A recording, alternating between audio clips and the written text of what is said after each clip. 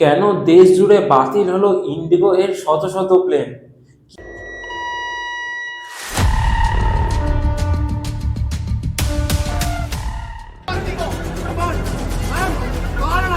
I want printout for my cancellation. Now what I will do, you tell me. এর পেছনে লুকিয়ে থাকা কারণ এটি আজকের ভিডিওতে আলোচনা করব। তো ভিডিওটি শেষ পর্যন্ত দেখবেন, যেটি আপনাকে এই ঘটনা সম্পর্কে কিছু জানাতে পারে। তো চলুন শুরু করা যাক। প্রথমে আমাদের যে বিষয়টি জানতে হবে সেটি হলো ডুওপলি সম্পর্কে। এই ডুওপলি আসলে কি? তো ডুওপলি বলতে বোঝানো হয় যে কোনো বাজারের একচেটিয়া অংশ যখন দুটি কোম্পানির কাছে থাকবে তখন তাকে ডুওপলি কোম্পানি বলা হবে। এবং সহজ ভাষায় বলতে গেলে যখন ওই সেক্টরের সবচেয়ে বেশি গ্রাহক সংখ্যা দুটি কোম্পানির কাছে এসে থাকবে তখন ওই দুটি কোম্পানিকে ডুওপলি কোম্পানি বলা হবে। এবার যে ইন্ডিয়ার যে এয়ারলাইনের যেসব কোম্পানিগুলি রয়েছে তাদের মধ্যে ইন্ডিগো এবং এয়ার ইন্ডিয়া এই দুটি হলো এদের ডুওপলি কোম্পানি। কারণ ইন্ডিগোর কাছে রয়েছে প্রায় 60%-এর বেশি গ্রাহক সংখ্যা এবং এয়ার ইন্ডিয়ার কাছে রয়েছে প্রায় 25%-এরও বেশি গ্রাহক সংখ্যা। এবং যেসব ভিস্তার এবং স্পিডজেট এই ছোট কোম্পানির কাছে অল্প অল্প করে গ্রাহক সংখ্যা রয়েছে। এবার এই গ্রাহক সংখ্যা বলতে কি বোঝানো হয়? এটি হলো ইন্ডিগো যে 60% রয়েছে এটি বলতে বোঝানো হয় যদি 10 জন প্লেনে করে উড়ে যায় তাহলে 10 জনের মধ্যে 6 জনেরও বেশি লোক থাকে এই ইন্ডিগো প্লেনে করে উড়ে যায় যারা। তো এটি হলো কোনো সেক্টরে ডুওপলি তৈরি হওয়ার কিছু সুবিধা এবং কিছু অসুবিধা রয়েছে, যেমন এই এয়ারলাইনে তৈরি হয়েছে। এবার এই এয়ারলাইনে যেসব প্লেন সংখ্যা রয়েছে তারা এই দুটি কোম্পানি নির্ধারণ করতে পারে যে কটি প্লেন সংখ্যা হবে বা সেই টিকিটের দাম কত হবে, সেটি এই দুটি কোম্পানির হাতে থাকে।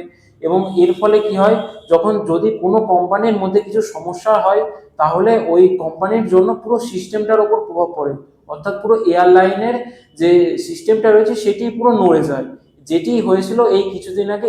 এবার আমরা দেখে নেবো যে কেন ইন্ডিগোর এত শত শত ফ্লাইট বাতিল হয়েছিল। তার জন্য আমাদের একটি নিয়মের কথা জানতে হবে, যেটি এনেছিল ডিজিসিএ। ডিজিসিএ এই ডিজিসিএ হলো ভারতের বিমান নিয়ন্ত্রক কর্তৃপক্ষ, অর্থাৎ ভারতে যেসব বিমান রয়েছে তারা এইগুলো দেখাশোনা করে সরকারের তরফ থেকে। তো এই ডিজিসিএ নিয়মটি হলো এই crew duty rule. Crew duty rule বোঝানো হবে যে যে প্লেন চালক রয়েছে অর্থাৎ পাইলট রয়েছে এবং যেসব ক্রু মেম্বার রয়েছে অর্থাৎ এয়ার হোস্টেস রয়েছে তাদের স্বাস্থ্যের ওপর বিচার করে এই নিয়মটি প্রযোজ্য করা হয়েছে। যদি ক্রু মেম্বার অর্থাৎ পাইলট এবং এয়ার হোস্টেসের শরীর ভালো থাকে তবেই তো তারা প্লেনটাকে চালিয়ে নিয়ে তার গন্তব্যস্থলে পৌঁছাতে পারবে এবং যেসব যাত্রীগণ রয়েছে তাদেরও সুরক্ষা প্রদান করবে। তো ডিজিসিএ এই ক্রু ডিউটি রুলের মাধ্যমে যেসব পাইলট এবং যে ক্রু মেম্বার রয়েছে তাদের যে কাজের সময় ছিল সেটিকে নির্ধারণ করেছিল। অর্থাৎ যেমন আগে যেটি হতো সেটি কি, যে পাইলট পাইলট 14 ঘন্টা 12 ঘন্টা ধরে কোনো ফ্লাইটকে উড়িয়েই যাচ্ছে, অর্থাৎ এই যে 12 ঘন্টা বা 14 ঘন্টা ধরে উড়াচ্ছে এর ফলে তারা অনেক ক্লান্ত হয়ে পড়তো, তাদের যে মনোযোগ রয়েছে সেটি আর থাকতো না। এর ফলে ডিজিসিএ যে নিয়মগুলো এনেছিল সেগুলি হলো যে তাদের যে কাজের সময় ছিল সেটিকে ঠিক করেছিল। তাদের কাজের সময় 8 ঘন্টা ঠিক করে রেখেছিল। এই 8 ঘন্টার বেশি কোনো পাইলট প্লেন চালাতে পারবে না এবং তার ডিউটির সময় ছিল 10 ঘন্টা।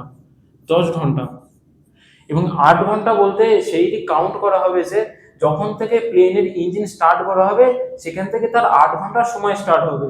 এবং 10 ঘন্টা বলতে বোঝানো হবে যখন থেকে সে ওই জবে আসবে সেটিকে 10 ঘন্টা বলে ধরে নেওয়া হবে। এবং দ্বিতীয় নিয়মটি হলো যে তাদের তাদের সপ্তাহে 2 দিন ছুটি দিতে হবে।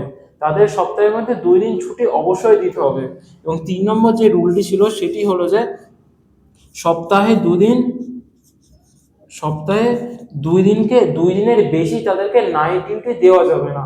এবং তাদের যেসব ক্রু মেম্বার রয়েছে তাদের যে স্বাস্থ্য সম্পর্কে যেসব আপডেট রয়েছে সেগুলো অবশ্যই ডিজিসিএ এর কাছে পাঠাতে হবে। ডিজিসিএ এদের কাছে আপডেট জানাতে। এবার এই ক্রু ডিউটি রুলটি চালু করার আগে ইন্ডিগো কোম্পানি ডিজিসিএ এর কাছে একটি আবেদন জানায় যে তাদেরকে আরো কিছু মাসের সময় দেওয়া হোক, তারা এখনো এই নিয়মের জন্য প্রস্তুত নয়। কিন্তু ডিজিসিএ কারোর তোয়াক্কা না করে এই নিয়মটি চালু করে দেয়। এই নিয়মটি 1 নভেম্বর 2025-এ চালু করে দেওয়া হয়। এর ফলে কি হয়, যেখানে এই নিয়মটি অনুসারে 8 ঘন্টা তাদের যে সময় রয়েছে সেটি নির্ধারণ করে দেওয়া হয়।